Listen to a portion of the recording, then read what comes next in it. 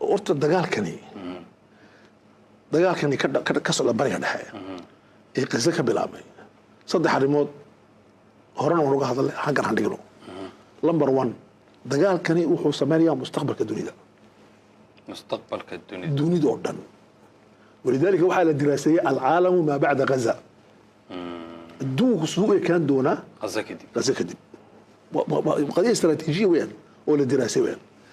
arrinta labaad ee muhiimka ah weeyaan maxaan ku idhaahdaa marka aad ruush iyo maraykan iyo adeegtid ruush iyo shiina dagaalka ay ku jiraan ruushku iyo maraykanku waa dagaal sifri ah shiinaha imika Putin wuxuu yiri hadduu igu dhaco madfac lagu soo sameeyay wadanada reer galbeedka ah sida imika Israa'iil garaacdo kale